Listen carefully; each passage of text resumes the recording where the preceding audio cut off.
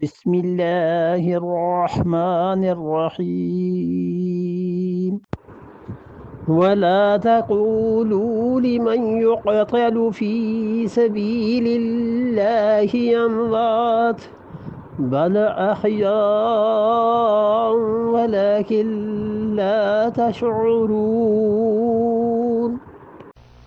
ولا تقولوا، اور مت کہو، لمن یقتل، جو شہید ہو جائے، فی سبیل اللہ، اللہ کی راہ میں جو مارا جائے، اموات، انہیں مردہ مت کہو، بل احیاء، بلکہ وہ زندہ ہیں، ولکن لا تشعرون، اور لیکن تمہیں شعور نہیں ہے ان کی زندگی کا۔ یہ آیت کریمہ اللہ تعالی نے نازل فرمائی ہے ان لوگوں کے لیے جو لوگ شہید ہیں۔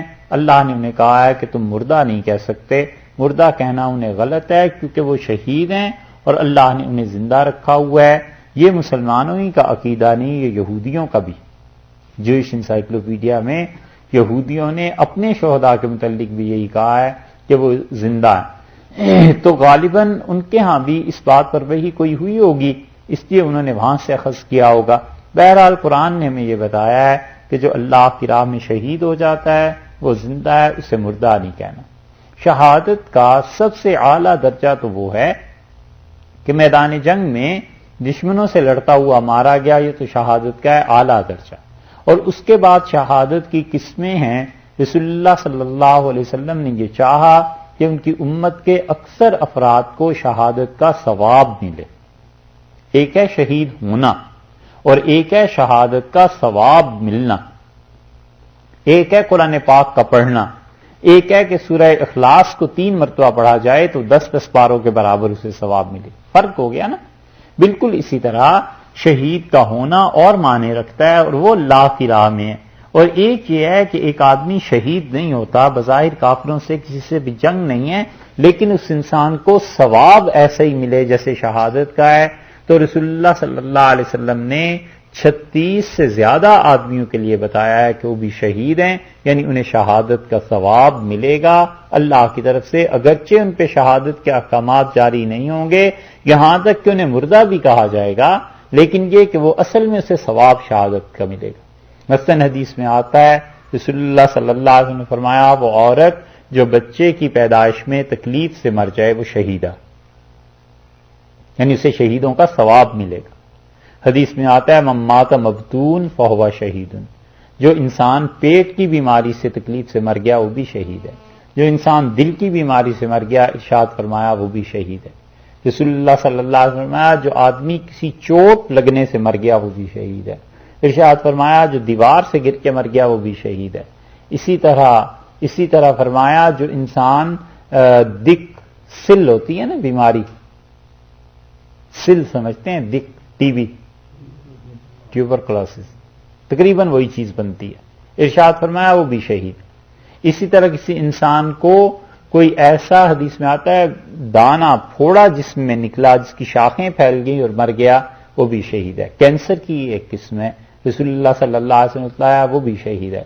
اسی طرح آپ نے فرمایا جو اللہ کی راہ میں علم حاصل کرنے کے لیے نکلا تھا پھر وہ مر گیا وہ بھی شہید ہے۔ ارشاد فرمایا جو اپنے بچوں کے لیے حلال رزق کمانے کے لیے نکلا تھا اس راہ میں اسے موت آ گئی وہ بھی شہید ہے۔ جو تاجر صحیح تجارت کے لیے گھر سے نکلا تھا اس کی موت آ گئی وہ بھی شہید ہے۔ 36 سے زیادہ قسمیں رسول اللہ صلی اللہ علیہ وسلم نے بیان کی ہیں، اور ان کو دیکھ کے اندازہ ہوتا ہے کہ اس امت میں اکثر و بیشتر افراد کسی نہ کسی کیٹیگری میں اس ثواب کو پا لیتے۔ شامی نے جو حنفی فقہ کی مشہور کتاب ہے اس کی پہلی جلد کے بالکل آخر پہ یا کتاب الجنائز میں جہاں جنازے کے ابواب آتے ہیں وہاں پر انہوں نے اس پہ بحث کی ہے، اور کئی لوگوں کے متعلق لکھا ہے کہ رسول اللہ صلی اللہ علیہ وسلم نے ان سب کو شہید کے متعلق کہا ہے کہ یہ لوگ شہید ہیں۔ اسی طرح اللہ کی راہ میں عبادت کی کثرت کی وجہ سے اگر کسی کا انتقال ہوا تو ارشاد فرمایا وہ بھی شہید ہے۔ بہت سی قسمیں ہیں لیکن حقیقی شہید جس کو کہا گیا ہے وہ یہ ہے۔ اسی طرح کسی کو کسی نے قتل کر دیا وہ بھی شہید ہے، اور خاص طور پہ جو لوگ قتل ہو جاتے ہیں ان کے متعلق تو آتا ہے کہ قبر میں ان سے سوال جواب نہیں ہوتا، کیونکہ جو چیز اس پہ پڑتی ہے نا قتل کے لیے، جو گولی سے لگتی ہے شہادت کے لیے یا جو اس پہ تلوار پڑتی ہے وہی اتنی شدید ہوتی ہے کہ اللہ اسی میں اس کے سارے گناہوں کو معاف کر دیتا ہے، قبر کا عذاب سے نہیں دیا جاتا۔ کئی ایک لوگ ہیں جن کے متعلق آیا ہے قبر کا عذاب نہیں ہوتا، اللہ نے یہاں پر فرمایا ہے کہ وہ لوگ جو اللہ کی راہ میں مارے جائیں تم انہیں مردہ نہ کہو۔ یہ جو ہنگامے ہوتے ہیں، فسادات ہوتے ہیں، اس میں عورتیں اور بچے، حدیث میں آیا وہ بھی شہید ہیں۔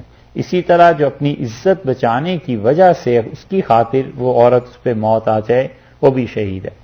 مفتی کفایت اللہ صاحب رحمۃ اللہ علیہ سے پوچھا گیا 47 میں جب تقسیم ہوا ہے ہندوستان کہ کئی ایک مسلمان عورتوں نے اپنی عزت کی وجہ سے کنویں میں چھلانگ لگا دی اور مر گئیں، تو کیا وہ خودکشی تھی؟